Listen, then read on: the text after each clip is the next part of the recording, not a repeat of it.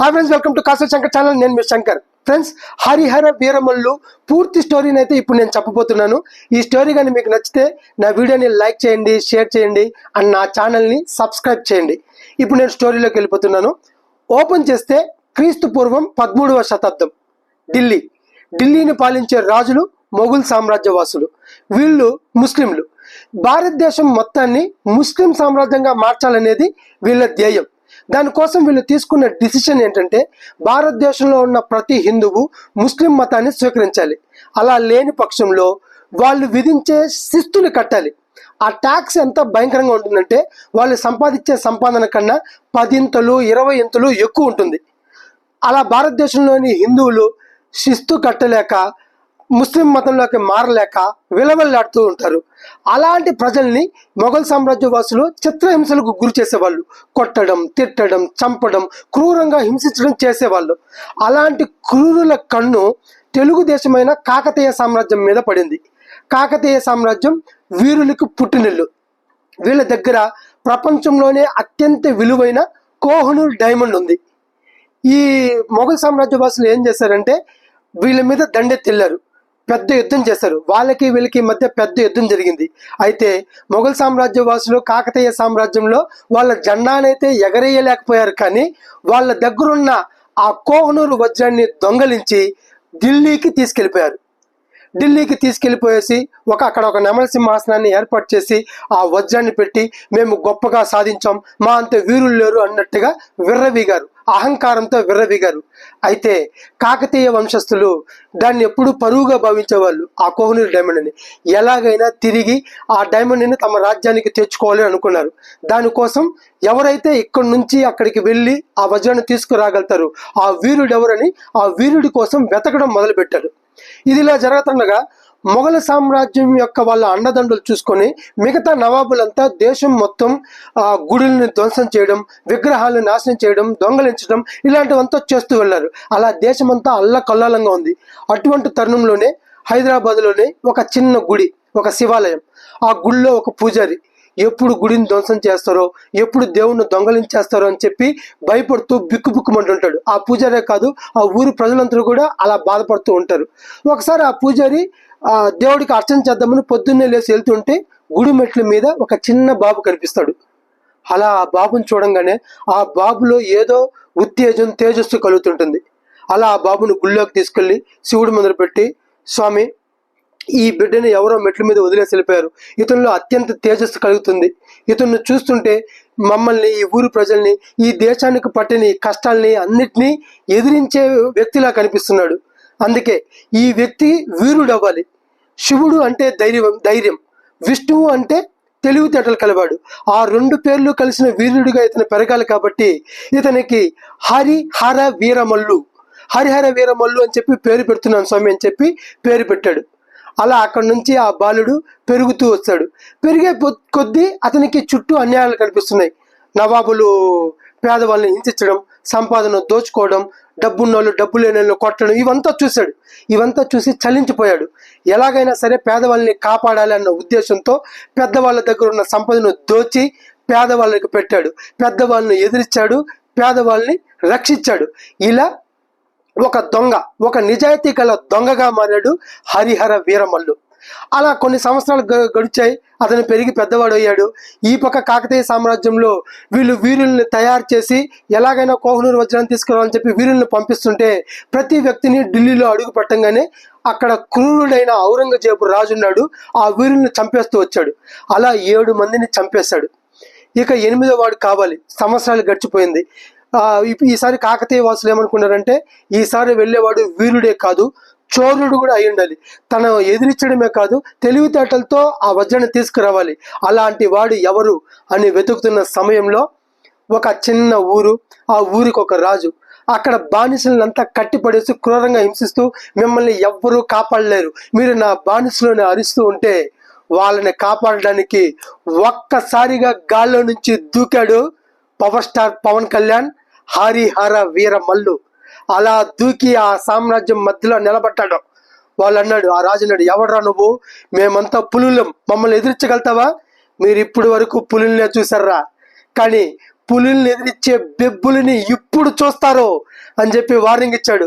ఒక్కసారిగా రాజు సైన్యం అంతా హరిహర వీరమల్ల మీద దండెత్తొచ్చింది. ఒక్కసారిగా తన ఈట తీసుకొని ఒక్కొక్కరిని చిత్తుగా పొడుచుకుంటూ పోయాడు. కన్ను పొడిచాడు, కాలు పొడిచాడు, చిత్తుగా ఓడించాడు. అలా మొత్తం ఉన్న రాజ్యం సైనికులను మొత్తం చిత్తుగా ఓడించి నరికి అవతల పడేశాడు. ఆ రాజు ఒక్కసారిగా భయపడ్డాడు. అలా తన ఈటుతో ఆ బానిసల తాళ్ళంతా తెంచి ఆ రాజు యొక్క సంపదని వాళ్ళకి పంచి, ఇక నుంచి వీళ్ళే రాజులు, నువ్వే బానిస అని చెప్పి ఓడించి అక్కడి నుంచి బయటకు వచ్చాడు.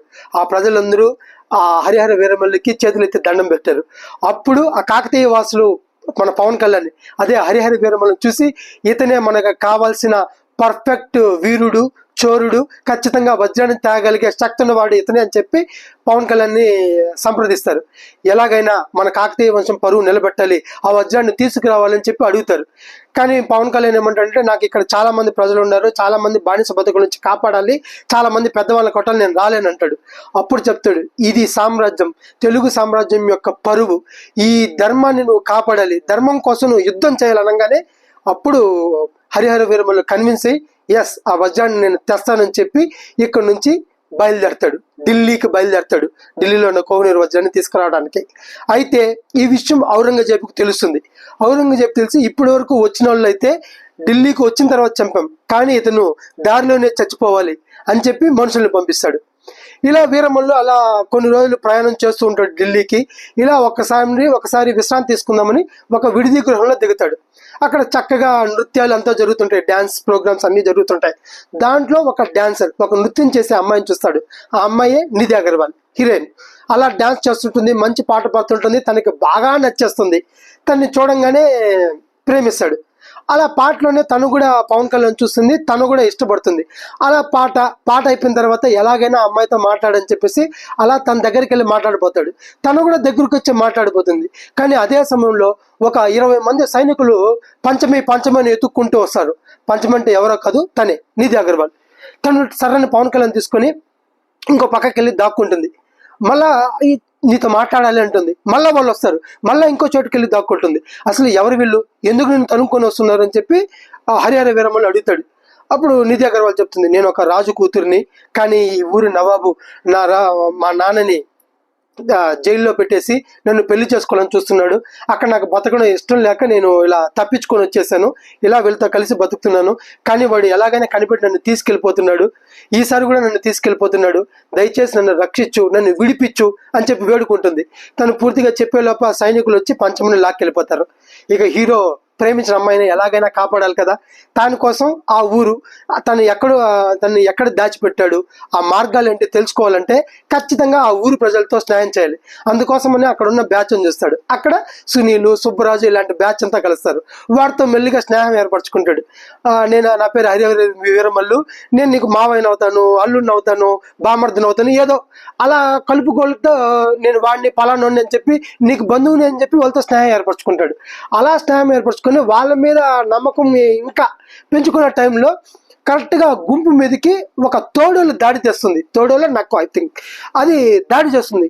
అలా వాళ్ళని చంపబోయే టైంకి మన హరిహర వీరమల్లు వచ్చి ఒక నిప్పు కర్రతో దాన్ని ఆపి ఆ బ్యాచ్ని మొత్తం కాపాడతాడు. మీకు ఏం భయం లేదు, నేనున్నా అనేసి. వీళ్ళు ఇంకా అతన్ని ఎక్కువ మంచి ఫ్రెండ్షిప్ చేసుకున్నాడు. హరిహర వీరమల్లు మీద ఇంకా ప్రేమ, స్నేహం ఇంకా ఎక్కువైపోయి నీకేం కావాలి చెప్పు అంటే, ఇలా పంచమి బంధింపబడింది, ఆ పంచముని ఎలాగైనా సరే మనం విడిపించి తీసుకురావాలి అంటాడు. అలా వాళ్ళంతా ఆ మార్గం చెప్పి ఆ మార్గం ద్వారా వెళ్ళి ఆ సొరంగ మార్గాల్లో అంతా వెళ్ళేసి తన తెలివితేటలతో చాకచక్యంతో పంచమిని విడిపించి తీసుకొచ్చి విజయం సాధిస్తాడు. అయితే ఈ విషయం తెలుసుకున్న రాజు, ఆ నవాబు, పంచమి వాళ్ళ నాయన నా దగ్గరే జైల్లో ఉన్నాడు, ఈ ఊరు ప్రజలంతా నా దగ్గరే ఉన్నారు, నువ్వు వచ్చి మర్యాదగా అమ్మాయిని ఈకపోతే వీళ్ళందరినీ చంపేస్తాను, చిత్రహింసలకు గురి చేస్తాను, నువ్వు దమ్మున్నాడు అయితే వచ్చి నన్ను నా సైనికులు ఎదిరించి తీసుకెళ్ళు అంటాడు. అయితే దానికి వీరుడిగా ఒప్పుకున్న పవన్ కళ్యాణ్ నిధి అగర్వాల్ తీసుకొని ఆ కోటలో అడుగు పెడతాడు. ఆ కోటలో 10 మంది మల్ల యోధులు ఉంటారు.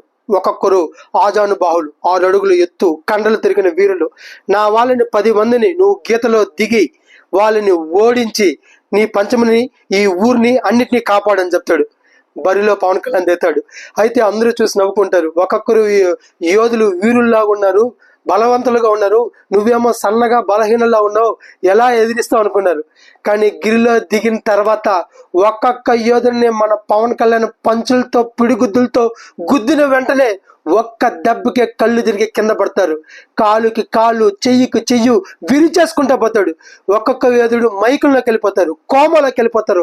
అట్టా ఒక్కొక్క యోధుని ఎదిరించే కొద్దీ రాజులో కూడా భయం మొదలవుతుంది, ఆ నవాబులో కూడా భయం మొదలవుతుంది. వీడు సామాన్యుడు కాదనిపిస్తుంది. అలా 10 మంది వీరుల్ని, ఆ 10 మంది యోధుల్ని చిత్తు చేసి ఓడించి ఆ నవాబు ముందు మీసం తిప్పి తొడగొడతాడు మన హరిహర వీరమల్లు. హరిహర వీరమల్లు యొక్క వీరత్వానికి దాసోహమైపోయి ఆ నవాబు ఆ ఊరిని విడిచిపెట్టేస్తాడు. అలా పంచమిని గెలిచి, నిదాగర్ వాళ్ళని గెలిచి ఆ రాజుని విడిపించి, ఈ రాజ్యం ఇక్కడి నుంచి మీదే, కానీ పంచమిని నేను పెళ్లి చేసుకోవాలంటే నేను ముందు ఢిల్లీకి వెళ్తున్నాను, తిరిగి వచ్చే టైంలో పంచమిని తీసుకెళ్తానని చెప్పి తన తండ్రికి అప్పగిచ్చేసి అక్కడ నుంచి మళ్ళీ ఢిల్లీ ప్రయాణం అవుతాడు. అలా ఢిల్లీకి వెళ్ళే టైంలో ఎంతో మంది ఔరంగజేబు సైనికులు అడవి మార్గంలో కానీ దారి మార్గంలో కానీ అలా ఎదిరించడం మొదలు పెడతారు. కానీ తన చాకచక్యంతో తప్పించుకుంటూ, వీరత్వంతో ఎదిరించుకుంటూ, ఒక్కొక్కరిని మట్టి కరిపిస్తూ అలా ఢిల్లీకి చేరుకుంటాడు హరిహర వీరమల్లు. ఢిల్లీలో అడుగు పెట్టగానే 100 మంది సైన్యం హరిహర వీరమల్లు ఎదురుపడుతుంది. పెద్ద పెద్ద ఈటలతో తనను చంపడానికి ఎదురుగా ఉంటారు.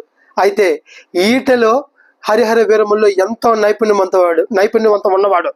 అలా 100 మంది 100 ఈటలు విసరగానే తన ఈటలతో వాటిని అంతా విసురుకుంటూ, పగలగొట్టుకుంటూ, చీల్చి చండాడుకుంటూ ముందుకెళ్ళాడు. అన్ని ఈటలు కింద పడిపోయి ఆ సైన్యం మొత్తం దండంతో వచ్చారు. అయితే తప్పించుకుంటూ, తనకి చోరుడు కూడా కాబట్టి, దొంగదారి తెలుసు కాబట్టి వాళ్ళకి కనపడకుండా తప్పించుకుంటూ, దారిలో మర్చుకుంటూ వెళ్తూ ఒక్కొక్కరిని చంపుకుంటూ వెళ్ళాడు. అలాగే ఎదురుగా వచ్చిన వాళ్ళని ధైర్యంతో ఎదుర్కొంటూ ఆ 100 మంది సైన్యాన్ని కూడా ఎదిరించి ఓడించి కోహనూరు వజ్రం ఉన్న ఆ యొక్క మందిరంలోకి వెళ్ళి దాన్ని దొంగలించి దాన్ని తీసుకుని మళ్ళా తిరిగి కాకతీయ సామ్రాజ్యంలోకి అడుగుపెట్టాడు. ఈ విషయం తెలుసుకున్న ఔరంగజేబుకి చాలా అంటే చాలా అవమానం అయిపోయింది. నేను గర్వంగా భావించిన నా కోహినూరు డైమండ్ మిస్ అయిందని చెప్పి బాధపడ్డ మొదలెట్టాడు. అయితే ఇక్కడ కోహినూరు వజ్రం తీసుకొచ్చిన సందర్భంగా ఇక్కడ ఉన్న కాకతీయ సామ్రాజ్య వాసులంతా ఎంతో ఆనందంతో, సంతోషంతో సెలబ్రేషన్స్ చేసుకుంటున్నారు. అంతా హంగామా, మంచి ఆటలు పాటలు జరుగుతున్నాయి. అయితే అక్కడ ఔరంగజేబు ఆ కాకతీయ సామ్రాజ్యం మీద మన మొఘల్ సామ్రాజ్యం జెండా ఎగరాల్చింది అని చెప్పి దండెత్తి బయలుదేరారు. కానీ ఇక్కడ ఈసారి హరిహర వీరమల్లు ఏం చేశాడంటే, మన కాకతీయ సామ్రాజ్యంలో ఉన్న సైనికులనే కాకుండా ప్రతి ఊరు ప్రజలను కూడా తన మాటలతో, తన శక్తియుక్తులతో ఇన్స్పైర్ చేశాడు. వాళ్ళది కత్తి కానీ మనదికి శక్తి ఉంది, మనం కలిసి పోరాడితే వాళ్ళని ఎదిరించగలుగుతామని తన సామ్రాజ్యంలో యొక్క సైనికుల్ని పెంచాడు. అంటే ప్రతి ఊరి ప్రజలు కూడా సైనికులే ఇప్పుడు. అలా వీళ్ళ సైన్యం కూడా పెద్దదైంది. ఒక్కసారిగా ముస్లిం సామ్రాజ్యం అయింది. మొఘల్ సామ్రాజ్యం ఇలా రాగానే వీళ్ళు పోరాడి అలా వాళ్ళకి మధ్య భీకరమైన పోరు జరిగింది. అట్టయితే మన హరిహర వీరమల్లు ఇచ్చిన ఇన్స్పైర్తో ఈ ఊరి ప్రజలందరూ కూడా వాళ్ళని ఎంతో చాకచక్యంతో ఎదిరించి అందరినీ ఓడిస్తూ వచ్చారు. మన హరిహర వీరమల్లు కూడా తన ఈటుతో ఒక్కొక్కరిని పొడుచుకుంటూ, నరుక్కుంటూ అలా ముందుకెళ్ళాడు. కొన్ని 100 మంది సైన్యాన్ని చంపాడు. అలా ఫైనల్గా మన ఔరంగజేబు దగ్గరికి వెళ్ళి తన గొంతు మీద ఈటు పెట్టి, ఇదిరా కాకతీయ వంశస్థం, తెలుగు వీరుడి పౌరుషం అంటే తెలుగు వాళ్ళతో పెట్టుకుంటే ఎలా ఉంటుంది, ఇంకోసారి నా రాజ్యంలోకి అడుగు పెడితే నిన్ను ఓడించడం కాదు చంపడం మొదలు పెడతాను, వెళ్ళు, ఎక్కడి నుంచి వెళ్ళు అని చెప్పి తరిమేశాడు. అలా అవమాన భారంతో ఔరంగజేబు ఇక్కడి నుంచి తిరిగి మళ్ళా ఢిల్లీకి వెళ్ళిపోయాడు. ఇది friends Harihara Veeramallu స్వాడ్ versus spirit, అంటే వాళ్ళది కత్తి, హరిహర వీరమల్లుది ఆ జనాలకి ఇచ్చిన స్పిరిట్ కాంబినేషన్తో జరిగిన మొత్తం స్టోరీ. సో ఇది నేను కేవలం మన ట్రైలర్ చూసి నేను అల్లిన కథ. ఇది మ్యాక్సిమం మ్యాచ్ అవుతుందని నేను అనుకుంటున్నాను. యాస్టీజ్ నేను చెప్పినట్టే ఒకవేళ మీరు సినిమా చూసిన తర్వాత ఎంత % మ్యాచ్ అయిందో మీరు ఒకసారి కామెంట్ చేయండి. 10% మ్యాచ్ అవుతుందా, 50% మ్యాచ్ అవుతుందా, 90% మ్యాచ్ అవుతుందా, లేదా అవ్వదా, మీరు ఒకసారి కామెంట్ చేయండి. సినిమా చూసిన తర్వాత ఎంత మ్యాచ్ అయిందో నేను చెప్తాను. ఇది ఫ్రెండ్స్ ఇవాళ వీడియో కానీ మీకు నచ్చితే please like, share and subscribe. Thank you.